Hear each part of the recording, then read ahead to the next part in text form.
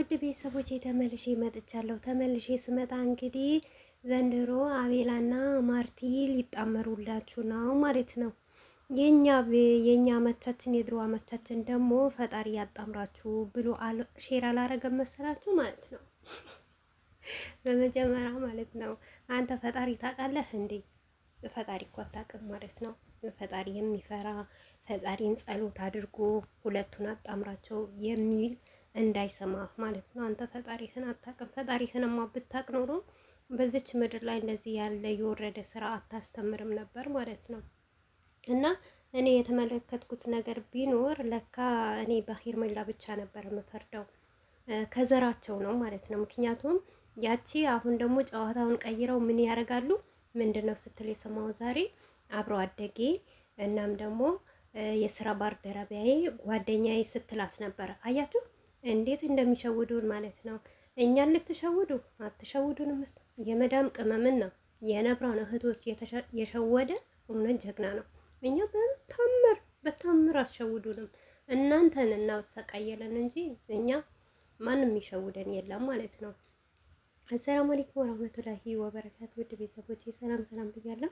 በያላችሁበት ሰላማችሁ ብዝዝት ተረፍረፍ ይበልልኝ። ይህንን ቪዲዮ ከወደዳችሁ ላይክ፣ ሼር፣ ሰብስክራይብ እያደረጋችሁ ቤተሰቡ ነው እና በዚሁ አጋጣሚ አንድ ነገር ልንገራችሁ ማለት ነው። እኔ ሩታን ለብቻዋን ማምጣት መብቴ ነው። ለምን ሺህ ጊዜ ከአብርሽ ጋር አትመጣም? እኔ ቪዲዮ ውስጥ ማስገባት አልፈልግም። ከላይ ታምሌት እጠቀማለሁ፣ ግን ውስጥ አስገብቼ እንደዚህ እንደ ሩቴ ማረግ አልፈልግም ማለት ነው። ሩታን ብቻ ነው የምፈልገው። እኔ የሩታ አድናቂና የሩታ ወዳጅ ብቻ ነኝ ማለት ነው። ከዛ በተረፈ ታነቁ ማለት ነው። አሁን ደግሞ አዲስ ዝሙት መጥቶላችኋል። በርቱ፣ ጠንክሩ። ልብስ ለመግዛት ለአቤላና ለዛች ማለት ነው። ስሟ ራሱ በደንብ አላውቃትም ማለት ነው። እና አቤላ ደግሞ መልካም ነው ጥሩ ነው ሲባል ሰማውኝ። አቤት ጌታ ይሁን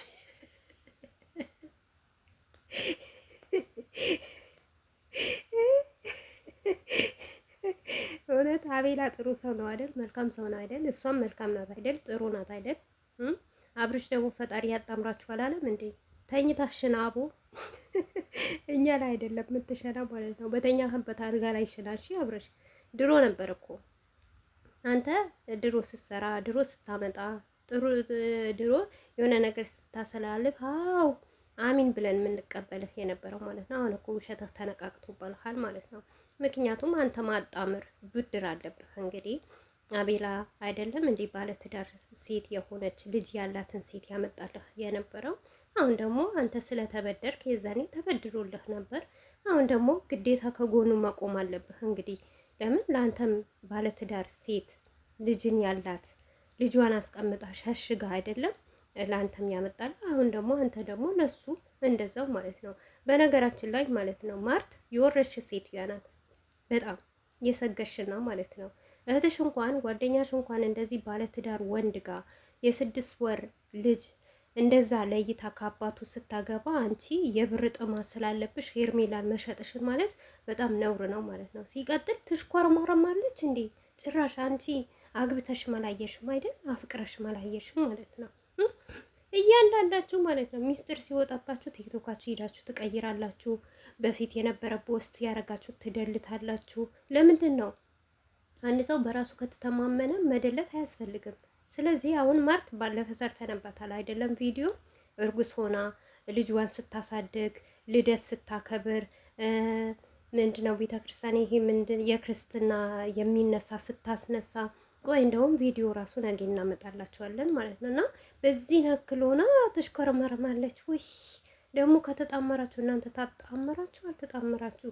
እንደው ለበጎች አው በዚሁ አጋጣሚ በጎች ይጣመሩ ይሉ ነበረ። ነገር ግን እኔ የአብርሽ መውረዱ ነው የዘገጠ። በዚህ ነክል ዘግጦ መቃ ፈጣሪ ያጣምራችሁ። አንተ ፈጣሪ ታውቃለህ። ፈጣሪ እኮ የሚያውቅ ሰው እንደዚህ ነገር አያረግም ማለት ነው። ወርደሃል እኮ አንተ በቃ አንተ ብቻ ትንሽ ቀርቶሃል ለመውረድና በየአደባባዩ ሰው እያሳቀብህ የሰው መሳቂያ ሆነ ቀርተሃል ማለት ነው። ዛሬ ደግሞ ባለትዳር ወንድ ወይስ ፈታዋለች እንደ ሄርሜላው ማለት ነው። ሄርሜላም በነገራችን ላይ 2 ልጆች እንዳላት ሁሌም ነው የምናገራላችሁ። 2 ልጆች አላት። የእሷ ራሱ የእርግዝናዋ ፈቶ የልጇ ፈቶ ከእናቷ ጋር እናቷ ራሱ ልክ የሄርሜላ ብጤ ናት። ይቅር ይበለኝና እኔ እናትን መናገር አልፈልግም እና ማለት ነው።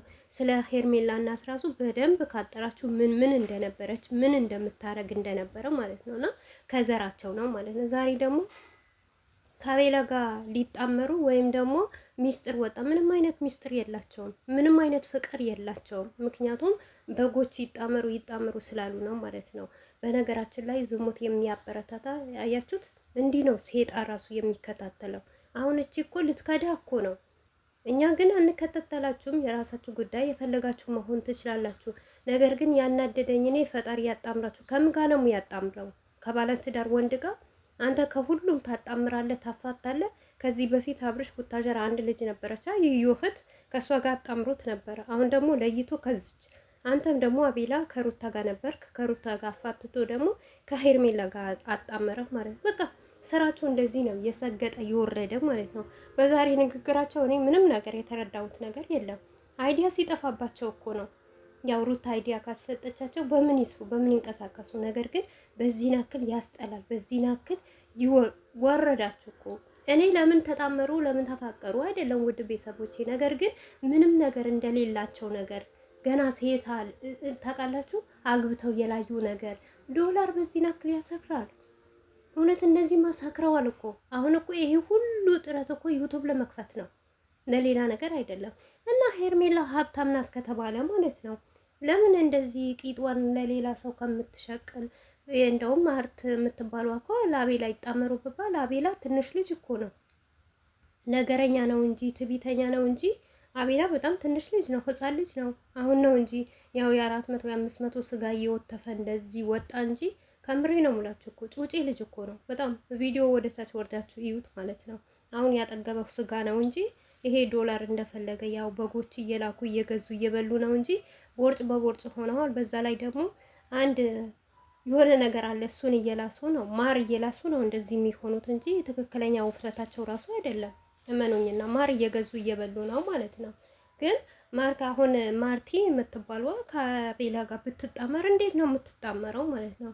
አረ የሚያጣምር በሽታ ያጣምራችሁ። እንደው እናንተን አላህ ያንሳችሁ። ከምር በቃ ዝሙትን እያስፋፋችሁ ችግር የለውም እኮ ለመጣመሩ። አንድ ሰው ትዳር ይመቸዋል አይመቸውም በህይወታቸው ግን ምንም እንዳላየ ነገር።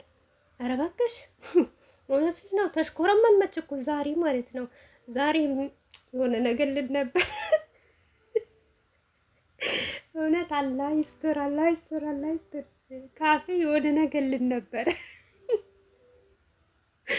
እና ያንን ነገር ዛሬ አረ ሌላ እና አረ ቤተሰብ በቃ ጨዋታው ራሱ ጠፋብኝ። እውነቴን ነው የምላችሁ። ምን ማለት ፈልጌ ነው? እና ዝሙትን አታስፋፉ ባካችሁ ማለት ነው።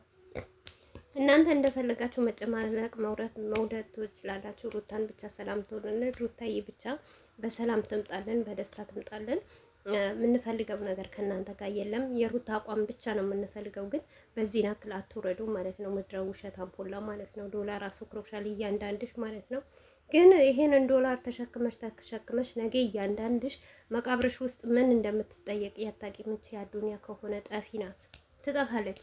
ዛሬ እንሰራለን፣ ዛሬ እንታውናለን፣ ዛሬ የሆነ ነገር እናደርጋለን እንላለን። ግን ሞታችን ቅርብ ነው ማለት ነው። ስለዚህ ፈጣሪ የምታውቁ ከሆነ የምትሰሩትን ስራ